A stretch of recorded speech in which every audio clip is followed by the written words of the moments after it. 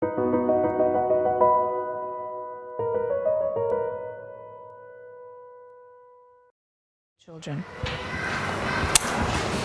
Okay, let's ignore that. All right, so we'll take a break in a few minutes. We're just going to talk about how, have any of you set up Montessori shelves in your homes? Do you have any Montessori setups in your home? Anybody? You do? Not yet, okay. Those of you who are trying some Montessori, where are you getting your information from? The internet, okay, which is a great social media, okay. It's a great way to get information. I have to tell you though, okay, I follow a lot of social media accounts, a lot of them. Some are good, few are good. Many of them, many of them, it's just not Montessori, to be honest. They are writing that they are doing Montessori stuff. It could not be further from Montessori than, you know, what they're doing. So, you know, as a person following, it all looks very beautiful. It's very attractive, but it's not necessarily Montessori, you know. So do try to do your own research before you carry out activities. It does not adhere with anything that really came from. And then what happens, it's not a bad thing, you're not doing anything damaging, but what's happening is that it just turns out to be an activity. The amazing benefits that we hope to have, the long-lasting ones, we don't get to see them in that case. Okay, so how do we want to set up a Montessori home? She calls this environment that we set up a prepared environment, not because it is just prepared, you know, with materials on the shelves, but because it is prepared to meet all the needs of the child, to meet all of their sensitive periods, to meet the fact that they have this mind that's like a sponge, to meet the fact that they need movement, that they need concrete experiences, that they need order. It's got everything. It is the most perfect setting for a child to develop in. So you want to also have a prepared environment in your home, even if it's just one shelf, okay? Not possible, of course, to have all of this at home, but even if it's just one or two shelves. You can have a look at some of these and see there are only one or two shelves, but they're very beautiful. Everything is very neat and organized. Things, you'll see a lot of natural stuff, not plastic toys and things like that. Things that you could buy from the pasar, you know. Simple things are at a child's level. So the first thing you want to do when you go home is to declutter, all right? All of us have way too many things for our children. If your child is old enough, they can declutter with you, okay? If your child is too young, you will need to declutter. So in order to create that order, have a couple of boxes and decide, this is going to be the stuff we give away, this is going to be the stuff we put into storage, this is going to be the stuff we use now, okay? If your child, like I said, can go through this with you, it's fun to do together. You can put some things away and rotate them. Like you saw, you don't need too many things at one time. When the child has used those few and they've, you know, you can see they're getting a little bit bored of it, put those away and take some more out, okay? So that's the first thing you need to do, is to declutter.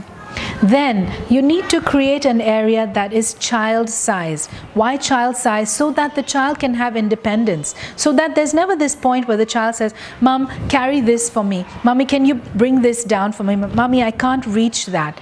He should be able to get to what he wants whenever he wants it. Okay? Does not have to be super expensive. Keep these things in mind. It should feel cozy. It should be simple, it should be beautifully arranged, and it should be natural materials. There are baskets, there are, you know, simple wooden shelves. It's not that you have to go shopping to IKEA or something to set it up, okay? You can do it with things that you have at home, okay? So create that workspace. I know a lot of us live in small homes, but find an area in your child's room, find an area in your living room, not next to the TV or something, okay, where you can set up, you know, 8 or 12 materials for them. You want to think about labeling things in your environment. So It's not necessarily for the children to have to read, but it's good for them to see the written word. So you can stick something that says shelf, something here that says scales, something, aqua machine, aqua, or whatever it is, okay? Stick little labels. With your child, take little pieces of paper and tell them, what is this? Do you know what this is? And it doesn't matter which language you're working in. If you're working in Bahasa, you can do it in Bahasa. So what is this? This is a shelf. Okay, I'm going to write down shelf. Shelf. Now, can you help me stick it? And go to the shelf and let them help you to label the items. We're not necessarily going to ask them, go around and read it for me. But the more they see it, when it comes time for them to read and write, it will be easier, because they have seen it. It also, of course, teaches them new vocabulary. Do you have questions so far? Okay. Make sure you have stools in your house. We haven't built our homes from scratch, so our bathrooms are not children's level, and our kitchens are not, things are not to the children's level. So we have to get stools. You get really nice stools here in Carrefour, and, with rubber on the top, so it's anti-slip and stuff like that. Make sure you have one in your bathroom. Make sure you have one in your kitchen for the simple things that the child can rinse his cup, brush his teeth, wash his hands. It should not have to be the point where, of course my children are grown now, but I have nephews and nieces, and they come over, and I always have a stool still, so that they never feel that they have to ask the nanny to help and carry them to do something as simple as washing your hands. Okay, so make sure that's just such a small thing you can do, right? Okay, have a place for everything. Make sure there's a place for everything, whether it's your kitchen staff or the children's. Even when you're setting up your shelves, have simple pieces of paper, okay? Just trays of paper, a box of pencils.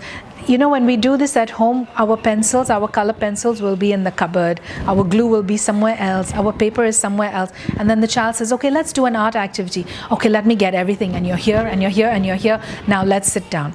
But it should be there, free for him to do whenever he wants. Not difficult. Photocopy some papers of coloring if you like, and just keep it there. So whenever the child wants to color, with a box of pencils. Give children time for dressing up. Choose clothes. Okay, it does take them time. They don't do a perfect job. But how will they learn if we don't give them the opportunity? We are always doing it for them, or the nanny's always doing it for them.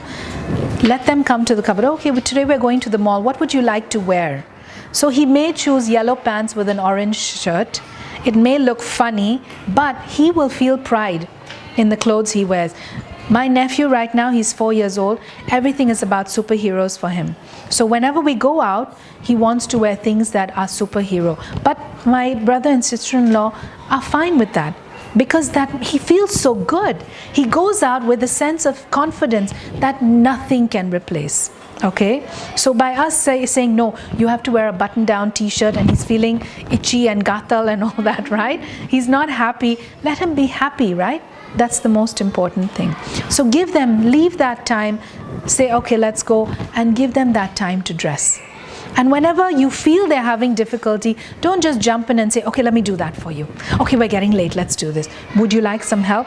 Can I help you? If you need help, let me know, I'm here.